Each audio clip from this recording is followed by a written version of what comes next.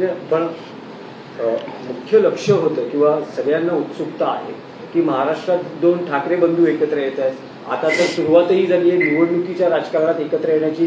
Best कामगार पतपेढी निवडणुकीत दोनही ठाकरे बंधूंचे पॅनल एकत्र लढता आहेत. अशा वेळेस राज ठाकरे उद्धव ठाकरे युतीची राहुल गांधींना काही स्पष्टता देण्यात आली का? माननीय उद्धव ठाकरे आणि माननीय राज ठाकरे यांची जी युती आहे हा इंडिया ब्लॉकचा विषय नाही,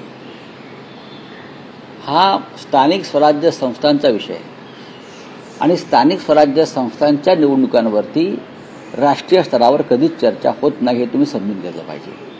मग तुमची ती समोर काय ती NDA असेल किंवा तुमची ती महायुती असेल त्याच्यामध्ये स्थानिक स्वराज्य संस्थांवर चर्चा होणार नाही.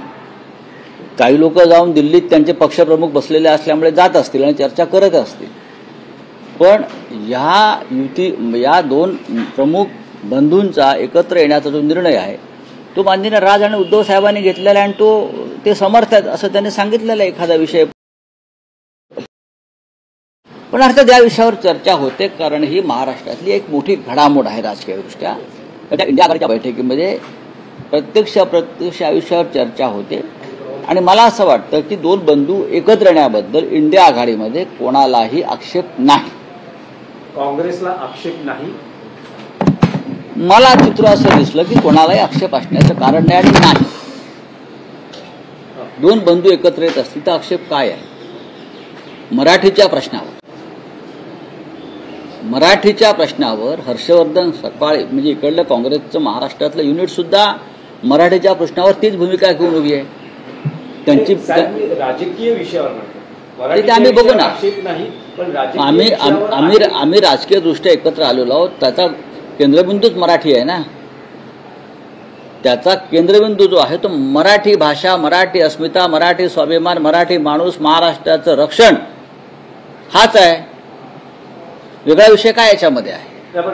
शरद पवार असतील, माननीय शरद पवारजी असतील किंवा राज्याचे काँग्रेसचे प्रमुख हर्षवर्धन सकपाळ असतील, या सगळ्यांच्या भूमिका मराठी भाषा अस्मिता आणि मराठीवरती होणारी सक्ती इतर भाषांची या संदर्भात समान आहे. आम्ही सगळे एकत्रच आलो होतो त्यासाठी ना.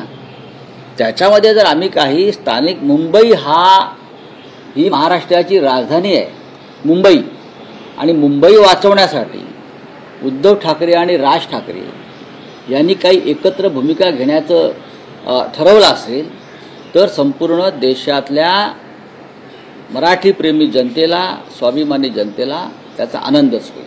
नाही, पण राज ठाकरेंची परप्रांतीय विरोधातील भूमिका ही काँग्रेसला पटेल का? राज ठाकरे यांनी परप्रांतीयांच्या विरुद्ध कोणती भूमिका घेतलेली नाही. कधी काळी शिवसेनेवरती आरोप होत होते. महाराष्ट्रात राहणाऱ्याला मराठी बोलता आलं पाहिजे. तुमच्या माहितीसाठी सांगतो, अशा प्रकारचं आंदोलन सध्या बंगालमध्ये सुरू आहे.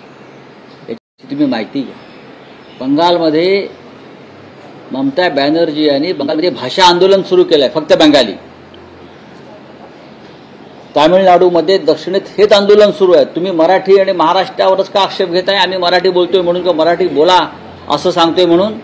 मराठी बोलणार नाही असं जेव्हा सांगितलं जातं महाराष्ट्रात तेव्हा त्यांच्या विरुद्ध लोकांचा रागाचा भडका उडतो आणि तो स्वाभाविक आहे. नाही, पण रावसाहेब उद्धव ठाकरेंचं दिल्लीतलं एक विधान ज्यात ते असं म्हणत आहेत की दोन बंधू एकत्र यायला त्यांचे ते समर्थ आहेत, तिसऱ्याची गरज नाही. बरोबर आहे. पण अशा राजकारणात आपले जे जुने मित्र पक्ष आहेत, नव्या मित्राला सोबत घेताना जुन्या मित्रांनाही विश्वासात घेणं हे शिवसेना बाळासाहेब ठाकरेंना म्हणजे हे पटत नाही का किंवा काही आवश्यकता वाटत नाही? आम्ही सगळ्यांशी चर्चा करतो.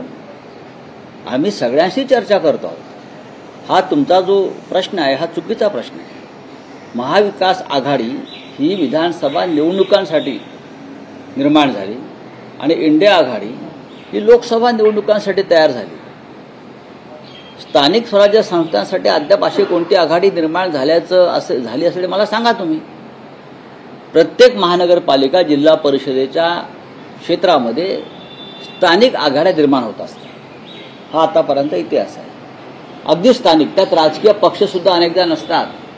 त्याच्यामुळे स्थानिक स्वराज्य संस्थांच्या बाबतीत निर्णय घेण्याचे अधिकार हे त्या शहरातल्या प्रमुख कार्यकर्त्यांना पदाधिकाऱ्यांना असतात.